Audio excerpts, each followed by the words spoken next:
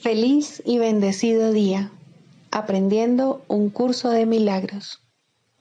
El secreto de la verdadera oración es olvidarte de las cosas que crees necesitar. Pedir algo específico es igual que ver el pecado primero y luego perdonarlo. Del mismo modo, al orar pasas por alto tus necesidades específicas, tal como las ves, y las dejas en manos de Dios. Ahí se convierten en los regalos que le haces, pues le dicen que no antepondrás otros dioses a Él, ni que quieres otro amor que el suyo. Este libro es un comienzo, no un final. Del prefacio que postula, párrafo 9. La percepción es una función del cuerpo y por lo tanto supone una limitación de la conciencia. La percepción ve a través de los ojos del cuerpo y oye a través de sus oídos. Produce las limitadas reacciones que éste tiene. El cuerpo aparenta ser, en gran medida, automotivado e independiente, mas en realidad solo responde a las intenciones de la mente.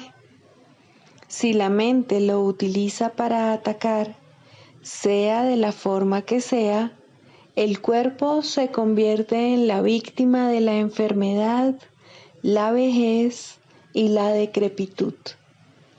Si la mente, en cambio, acepta el propósito del Espíritu Santo, el cuerpo se convierte en un medio eficaz de comunicación con otros, invulnerable mientras se le necesite, que luego sencillamente se descarta cuando deja de ser necesario. De por sí, el cuerpo es neutro, como lo es todo en el mundo de la percepción. Utilizarlo para los objetivos del ego o para los del Espíritu Santo depende enteramente de lo que la mente elija. Introducción. Este es un curso de milagros. Es un curso obligatorio. Solo el momento en que decides tomarlo es voluntario. Tener libre albedrío no quiere decir que tú mismo puedas establecer el plan de estudios. Significa únicamente que puedes elegir lo que quieres aprender en cualquier momento dado. Este curso no pretende enseñar el significado del amor, pues eso está más allá de lo que se puede enseñar. Pretende, no obstante, despejar los obstáculos que impiden experimentar la presencia del amor, el cual es tu herencia natural. Lo opuesto al amor es el miedo, pero aquello que todo lo abarca no puede tener opuestos. Este curso puede, por lo tanto, resumirse muy simplemente de la siguiente manera. Nada real puede ser amenazado. Nada irreal existe. En esto radica la paz de Dios. Capítulo 1. El significado de los milagros. Primero, principios de los milagros. Principio 15. Todos los días deberían consagrarse a los milagros. El propósito del tiempo es que aprendas a usarlo de forma constructiva. El tiempo es, por lo tanto, un recurso de enseñanza y un medio para alcanzar un fin. El tiempo cesará cuando ya no sea útil para facilitar el aprendizaje. Capítulo 2. La separación y la expiación. 7. Causa y efecto. Puede que todavía te quejes de que tienes miedo, pero aún así sigues atemorizándote a ti mismo. He indicado ya que no puedes pedirme que te libere del miedo. Yo sé que no existe, pero tú no. Si me interpusiese entre tus pensamientos y sus resultados, estaría interfiriendo en la ley básica de causa y efecto, la ley más fundamental que existe. De nada te serviría el que yo menospreciase el poder de tu pensamiento. Ello se opondría directamente al propósito de este curso. Es mucho más eficaz que te recuerde que no ejerces suficiente vigilancia con respecto a tus pensamientos. Tal vez pienses que a estas alturas solo un milagro te capacitaría para hacer eso, lo cual es absolutamente cierto. No estás acostumbrado a pensar con una mentalidad milagrosa, pero se te puede enseñar a pensar de esta manera. Todos los obradores de milagros necesitan este tipo de instrucción. No puedo permitir que dejes de vigilar a tu mente, ya que de otro modo no podrías ayudarme. Obrar milagros requiere el que uno se dé cuenta plenamente del poder de los pensamientos a fin de evitar las creaciones falsas. De lo contrario, sería necesario un milagro que rectificase a la mente misma, proceso circular que no propiciaría el colapso del tiempo, que es para lo que el milagro se concibió. El obrador de milagros debe poseer un genuino respeto por la verdadera ley de causa y efecto como condición previa para que se produzca el milagro. Tanto el milagro como el miedo proceden de pensamientos. Si no eres libre de elegir uno, tampoco serás libre de elegir el otro. Al elegir el milagro, rechazas el miedo, aunque solo sea temporalmente. Te has sentido temeroso de todo el mundo y de todas las cosas. Tienes miedo de Dios, de mí y de ti mismo. Nos has percibido erróneamente o creado falsamente y crees en lo que has fabricado. No habrías podido hacer nada de eso si no hubieses tenido miedo de tus propios pensamientos. Los temerosos no pueden sino crear falsamente, puesto que perciben erróneamente la creación. Cuando creas falsamente, no puedes sino sufrir. El principio de causa y efecto se convierte ahora en un verdadero catalizador, aunque solo sea temporalmente. En realidad, causa es un término que le corresponde propiamente a Dios, y su efecto es su Hijo. Esto supone una serie de relaciones de causa y efecto completamente diferentes de las que tú introduces en tus creaciones falsas. El conflicto fundamental en este mundo es, pues, entre la creación y la creación falsa. Todo miedo está implícito en la segunda y todo amor en la primera. El conflicto es, por lo tanto, entre el amor y el miedo. Ya hemos dicho que crees que no puedes controlar el miedo porque tú mismo lo inventaste y tu creencia en él parece ponerlo fuera de tu control. Sin embargo, todo intento de resolver el error tratando de dominar el miedo es inútil. De hecho, eso no hace más que corroborar su poder al asumir que necesita ser dominado. La verdadera solución descansa enteramente en alcanzar el dominio por medio del amor. En el ínterin, no obstante, la sensación de conflicto es inevitable, ya que te has colocado a ti mismo en una posición en la que crees en el poder de algo que no existe. La nada y el todo no pueden coexistir. Creer en uno es negar el otro. El miedo no es nada realmente y el amor lo es todo. Siempre que la luz irrumpe en la obscuridad, la oscuridad desaparece. Lo que tú crees es cierto para ti. En este sentido, la separación ha ocurrido y negarlo sería utilizar incorrectamente la negación. Concentrarse en el error, no obstante, no es más que otro error. El procedimiento correctivo inicial consiste en reconocer temporalmente que hay un problema, mas solo como señal de que tiene que ser corregido de inmediato.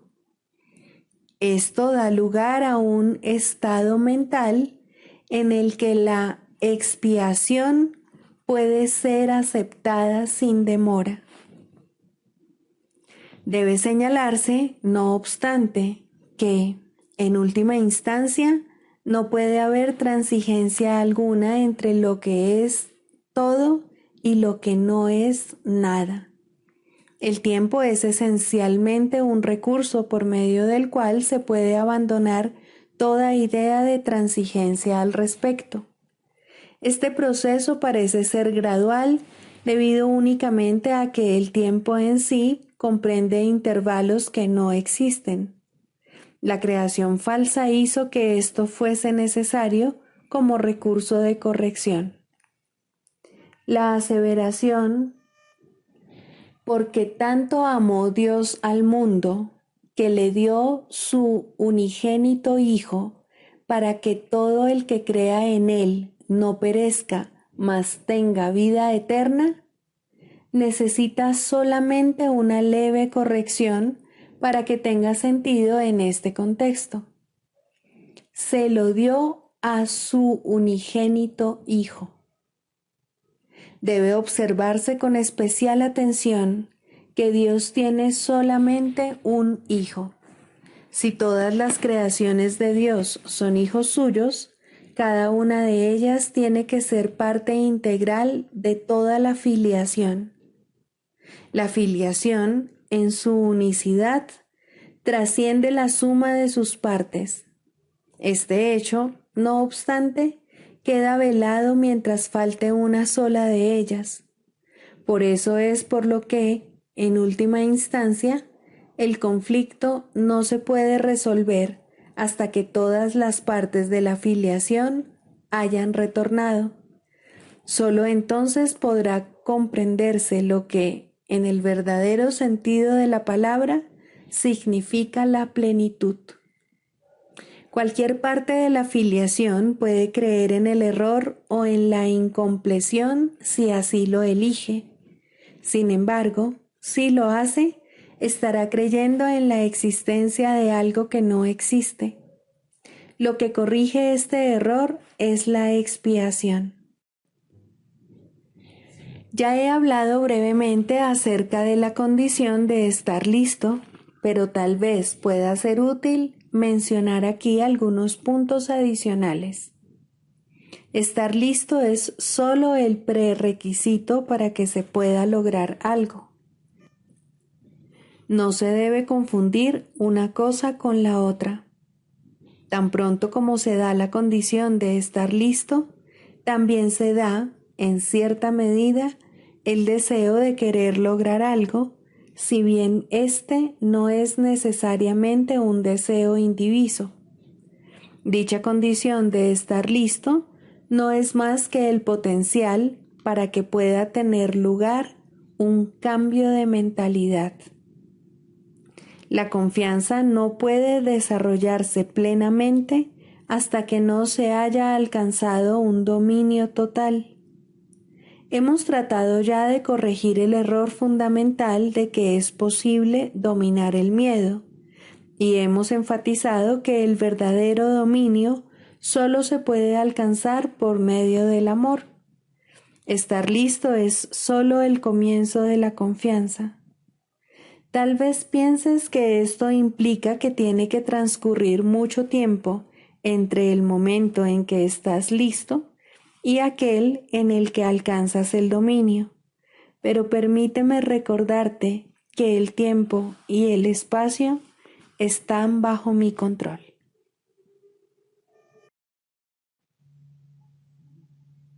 Libro de ejercicios, lección 32.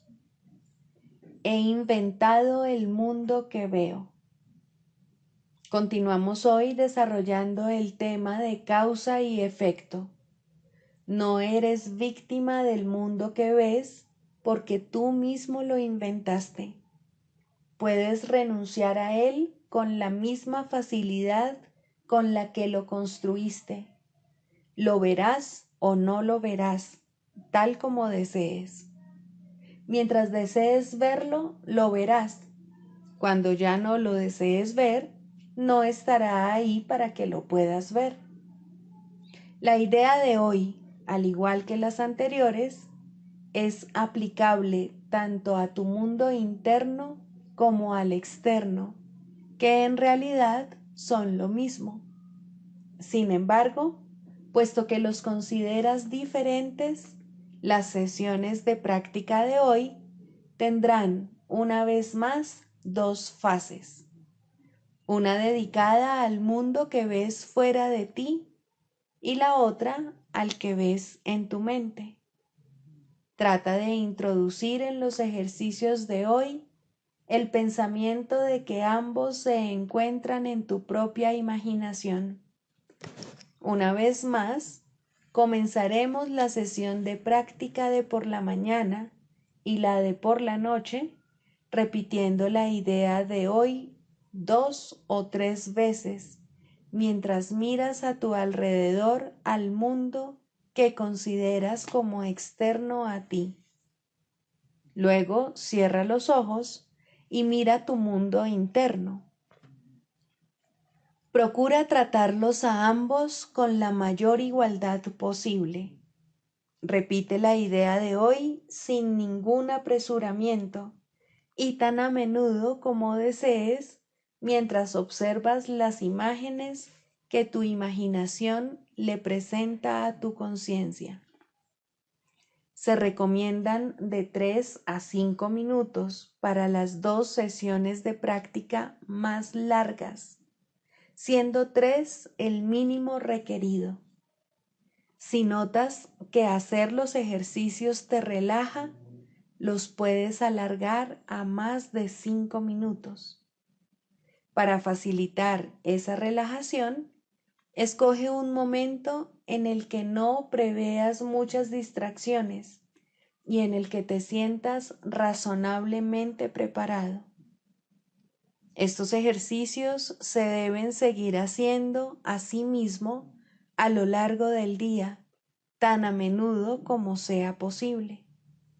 Las aplicaciones más cortas consisten en lentas repeticiones de la idea según exploras tu mundo externo o tu mundo interno.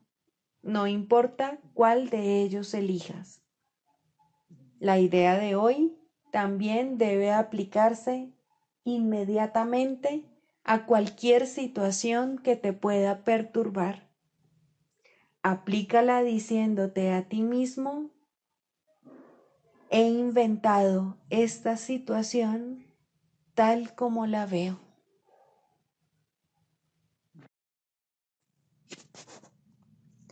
Del Manual para el Maestro, pregunta 4. ¿Cuáles son las características de los maestros de Dios? 1. Confianza. He aquí la base sobre la que descansa su capacidad para llevar a cabo su función. La percepción es el resultado de lo que se ha aprendido. De hecho, la percepción es lo que se ha aprendido, ya que causa y efecto nunca se encuentran separados. Los maestros de Dios tienen confianza en el mundo, porque han aprendido que no está regido por las leyes que el mundo inventó. Está regido por un poder que se encuentra en ellos, pero que no es de ellos. Este poder es el que mantiene todas las cosas a salvo. Mediante este poder, los maestros de Dios contemplan un mundo perdonado. Una vez que hemos experimentado ese poder, es imposible volver a confiar en nuestra insignificante fuerza propia. ¿Quién trataría de volar con las minúsculas alas de un gorrión cuando se le ha dado el formidable poder de un águila? ¿Y quién pondría su fe en las miserables ofrendas del ego cuando los dones de Dios se encuentran desplegados ante él? ¿Qué induce a los maestros de Dios a efectuar este cambio? A. Desarrollo de la confianza. En primer lugar, tienen que pasar por lo que podría calificarse como un periodo de deshacimiento. Ello no tiene por qué ser doloroso, aunque normalmente lo es. Durante este periodo parece como si nos estuviesen quitando las cosas, y raramente se comprende, en un principio, que estamos simplemente reconociendo su falta de valor. ¿De qué otro modo se iba a poder percibir lo que no tiene valor, a no ser que el perceptor estuviese en una posición desde la que no puede sino ver las cosas de otra manera? Aún no ha llegado al punto en el que puede efectuar el cambio interno totalmente. Por ello, el plan a veces requiere que se efectúen cambios en lo que parecen ser las circunstancias externas. Estos cambios son siempre beneficiosos. Una vez que el maestro de Dios ha aprendido esto, pasa a la segunda fase. Ahora el maestro de Dios tiene que pasar por un periodo de selección. Este periodo es siempre bastante difícil, pues al haber aprendido que los cambios que se producen en su vida son siempre beneficiosos, tiene entonces que tomar todas sus decisiones sobre la base de si contribuyen a que el beneficio sea mayor o menor. Descubrirá que muchas cosas, si no la mayoría de las que antes valoraba, tan solo obstruyen su capacidad para transferir lo que ha aprendido a las nuevas situaciones que se le presentan. Puesto que ha valorado lo que en verdad no vale nada, no generalizará la lección por temor a lo que cree que puede perder o deba sacrificar. Se necesita haber aprendido mucho para poder llegar a entender que todas las cosas, acontecimientos, encuentros y circunstancias son provechosos. Solo en la medida en que son provechosos, deberá concedérseles algún grado de realidad en este mundo de ilusiones. La palabra valor no puede aplicarse a nada más. La tercera fase por la que el maestro de Dios tiene que pasar podría llamarse periodo de renuncia. Si se interpreta esto como una renuncia a lo que es deseable, se generará un enorme conflicto. Son pocos los maestros de Dios que se escapan completamente de esta zozobra. No tiene ningún sentido, no obstante, separar lo que tiene valor de lo que no lo tiene, a menos que se dé el paso que sigue naturalmente. Por lo tanto, el periodo de transición tiene que ser un periodo en el que el maestro de Dios se siente obligado a sacrificar sus propios intereses en aras de la verdad. Todavía no se ha dado cuenta de cuán absolutamente imposible sería una exigencia así. Esto solo lo puede aprender a medida que renuncia realmente a lo que no tiene valor. Mediante esa renuncia, aprende que donde esperaba aflicción, encuentra en su lugar una feliz despreocupación. Donde pensaba que se le pedía algo, se encuentra agraciado con un regalo. Ahora llega un periodo de asentamiento. Es este un periodo de reposo en el que el Maestro de Dios descansa razonablemente en paz por un tiempo. Ahora consolida su aprendizaje. Ahora comienza a ver el valor de transferir lo que ha aprendido de unas situaciones a otras. El potencial de lo que ha aprendido es literalmente asombroso, y el Maestro de Dios ha llegado a un punto en su progreso desde el que puede ver que en dicho aprendizaje radica su escape. Renuncia a lo que no quieres y quédate con lo que sí quieres. Qué simple es lo obvio y qué fácil. El Maestro de Dios necesita este periodo de respiro. Todavía no ha llegado tan lejos como cree. Mas cuando está listo para seguir adelante, marcharán a su lado compañeros poderosos. Ahora descansa por un rato y los convoca antes de proseguir. A partir de ahí, ya no seguirá adelante solo.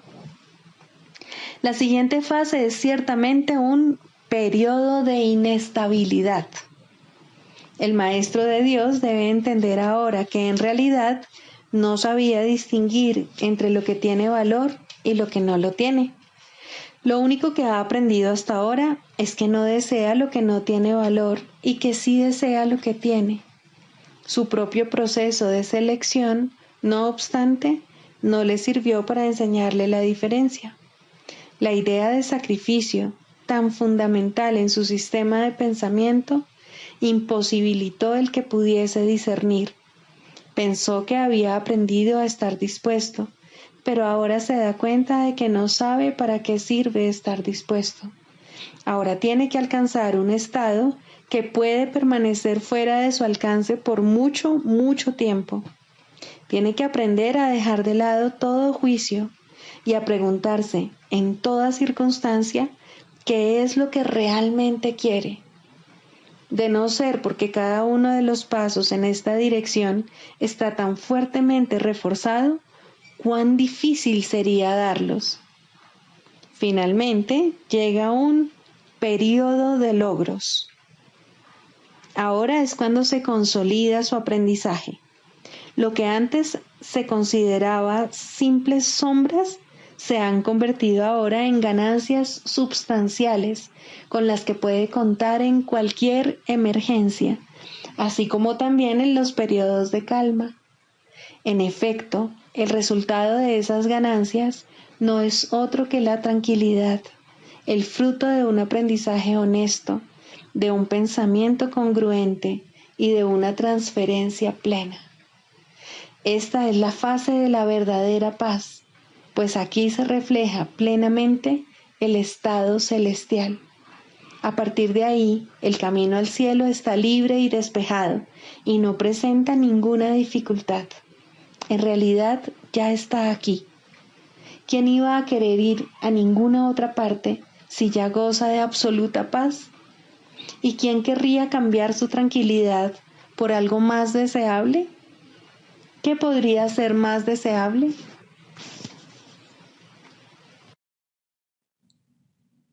Manual para el maestro. Pregunta 1. ¿Quiénes son los maestros de Dios? Un maestro de Dios es todo aquel que decide serlo. Sus atributos consisten únicamente en esto. De alguna manera y en algún lugar, ha elegido deliberadamente no ver sus propios intereses como algo aparte de los intereses de los demás. Una vez que ha hecho esto, su camino ha quedado establecido y su dirección es segura. Una luz ha entrado en las tinieblas. Tal vez sea una sola luz, pero con una basta. El Maestro de Dios ha hecho un compromiso con Dios, aunque todavía no crea en Él. Se ha convertido en un portador de salvación. Se ha convertido en un Maestro de Dios. Los maestros de Dios proceden de todas partes del mundo y de todas las religiones, aunque algunos no pertenecen a ninguna religión. Los maestros de Dios son los que han respondido. La llamada es universal y está activa en todo momento y en todas partes. Dicha llamada invoca a los maestros a que hablen en favor de ella y a que rediman el mundo.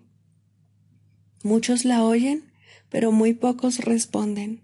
Sin embargo, es solo cuestión de tiempo. Todo el mundo responderá al final, pero ese final puede estar muy, muy lejos.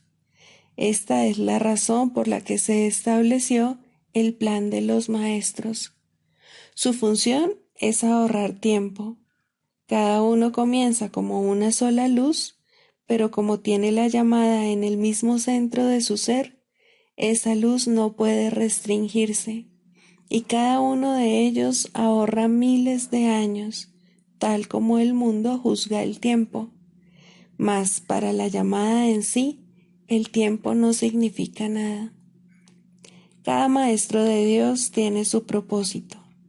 La estructura de éste varía enormemente, así como los medios particulares de enseñanza empleados. El contenido del curso, no obstante, nunca varía.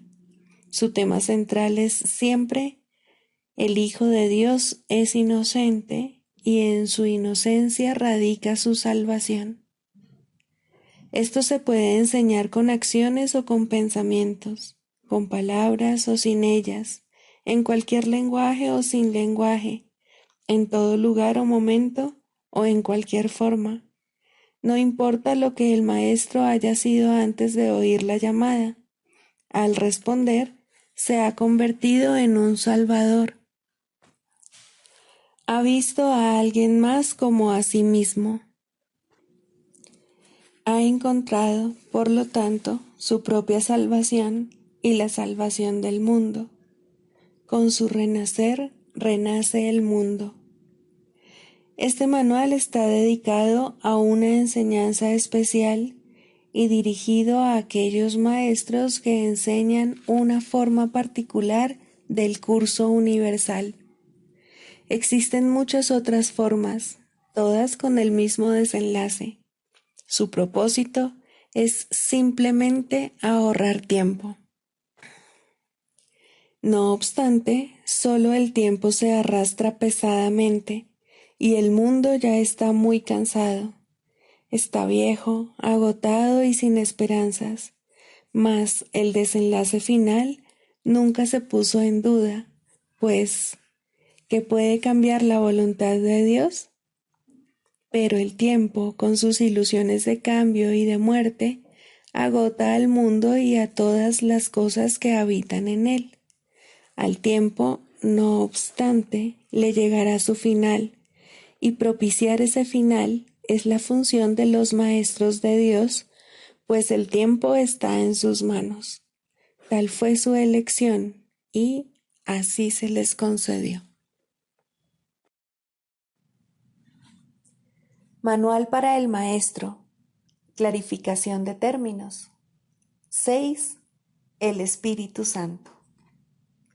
Jesús es la manifestación del Espíritu Santo, a quien él invocó para que descendiese sobre la tierra después de su ascensión al cielo, es decir, después de haberse identificado completamente con el Cristo, el Hijo de Dios tal como él lo creó.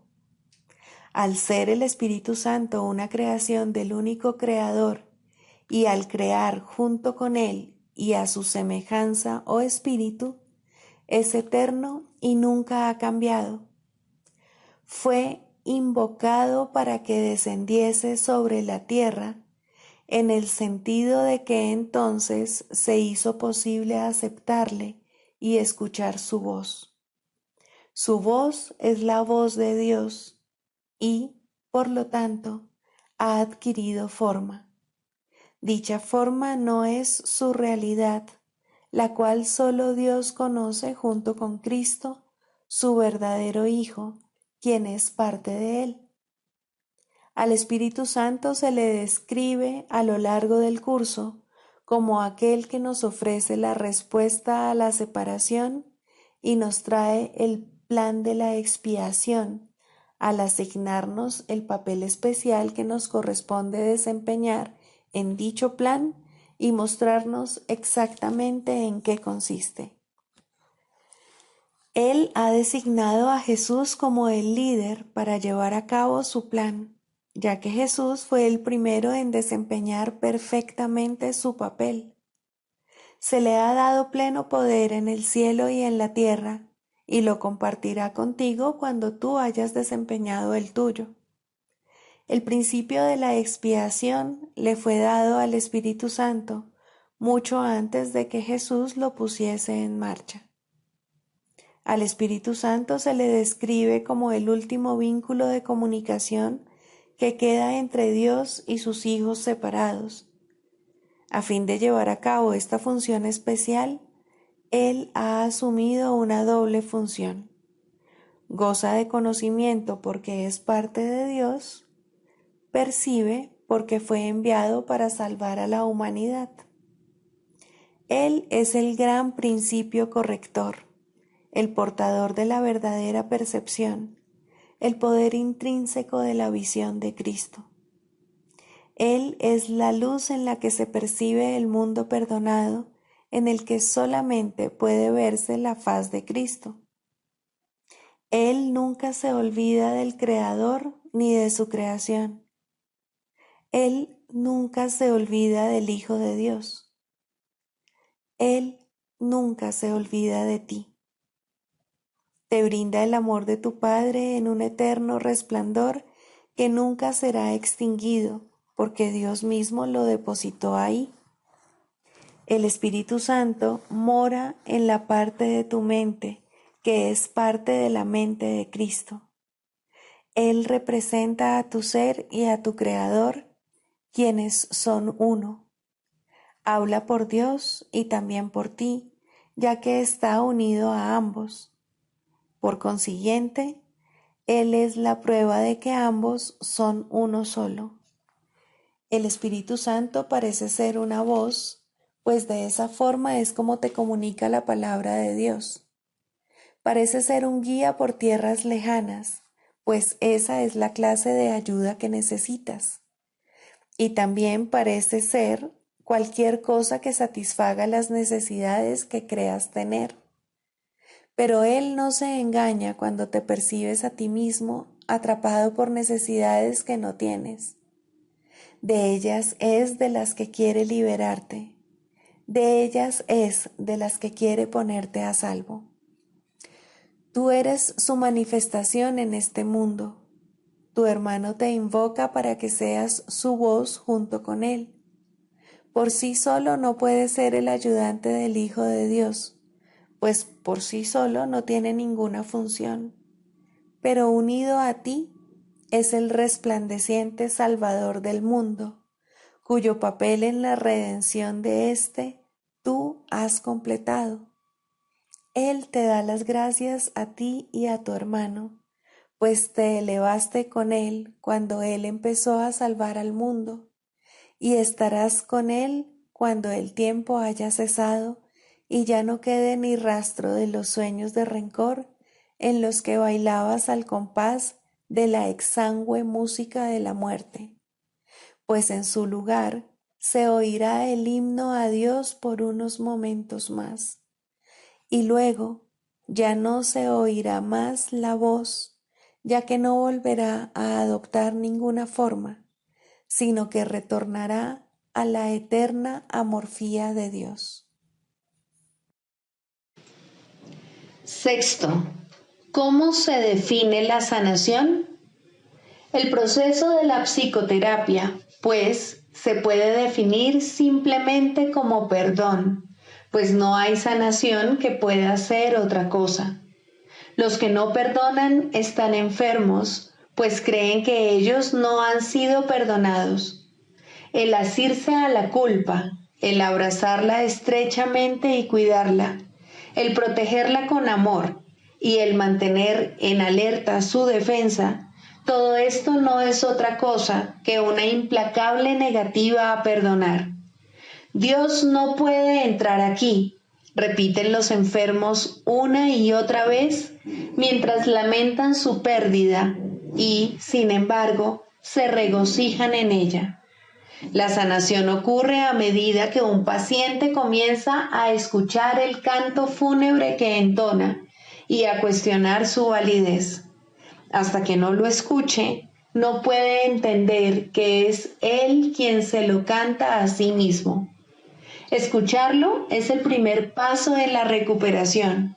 Cuestionarlo tiene que convertirse entonces en su elección. Hay una tendencia, y muy fuerte, a escuchar este canto de muerte solo un instante para luego descartarlo sin haberlo corregido.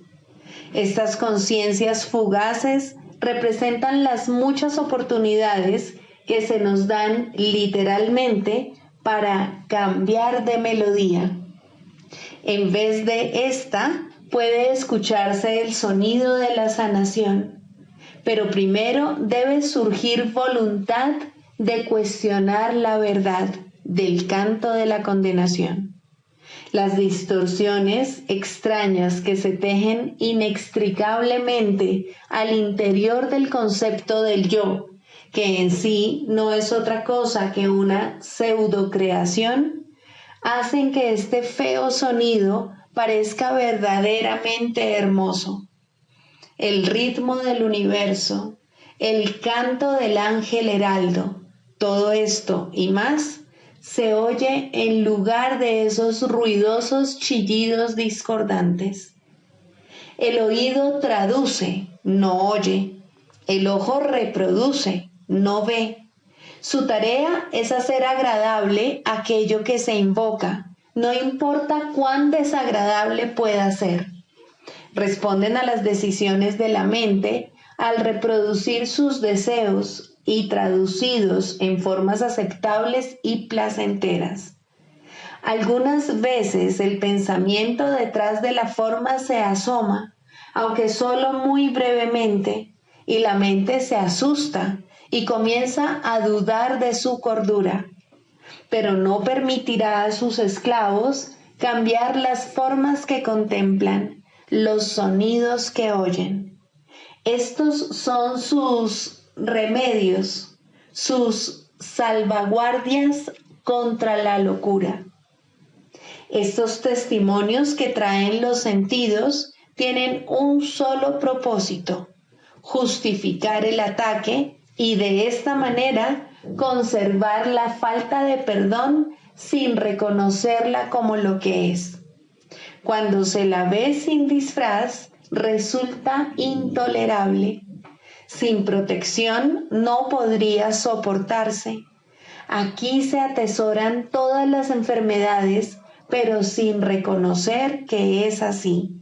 Pues cuando no se reconoce una falta de perdón, la forma que toma parece ser algo distinto. Y ahora es ese algo distinto lo que parece aterrorizar. Pero no es el algo distinto lo que se puede sanar. No está enfermo y no necesita remedio. Concentrar tus esfuerzos sanadores aquí no es más que futilidad. ¿Quién puede sanar lo que no está enfermo y aliviado? La enfermedad toma muchas formas y lo mismo hace la falta de perdón. Las formas de una solo reproducen las formas de la otra, pues son la misma ilusión. Tan fielmente la una se traduce en la otra que un estudio cuidadoso de la forma de una enfermedad revelará con bastante claridad la forma de falta de perdón que representa. Sin embargo, ver esto no efectuará una sanación. Eso se logra mediante un solo reconocimiento, que solo el perdón sana una falta de perdón, y solo una falta de perdón puede ser el origen de cualquier clase de enfermedad. Esta comprensión es la meta final de la psicoterapia. ¿Cómo se alcanza? El terapeuta ve en el paciente todo lo que no ha perdonado en sí mismo y de esta manera se le da otra oportunidad de mirarlo, someterlo a una nueva evaluación y perdonarlo. Cuando esto ocurre, ve cómo desaparecen sus pecados en un pasado que ya no está aquí. Hasta que lo haga, tiene que pensar que el mal lo asedia aquí y ahora. El paciente es la pantalla para la proyección de sus pecados, lo cual hace posible que se deshaga de ellos. Pero si llega a retener una mancha de pecado en lo que mira, su liberación es parcial y no será segura. Nadie se cura solo. Este es el alegre canto que la salvación entona a todo el que oye su voz.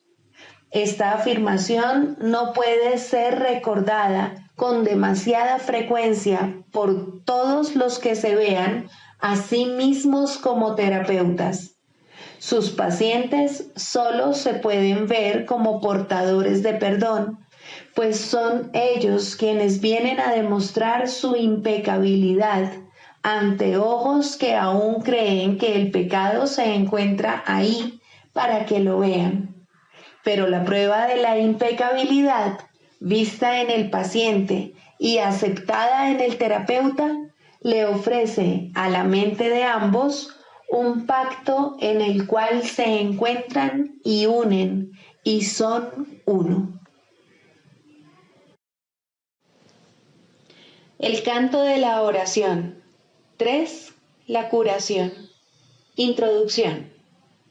La oración tiene ayudantes y testigos que hacen más llevadero y seguro el empinado ascenso, aliviando el dolor causado por el miedo y ofreciendo consuelo y promesas de esperanza. Testigo del perdón y ayudante en la oración, dadora de la certeza de que finalmente alcanzarás la meta, eso es la curación. Su importancia no debe enfatizarse demasiado, pues la curación es una señal o símbolo de la fuerza del perdón y tan solo un efecto o sombra de un cambio de parecer con respecto a la meta de la oración.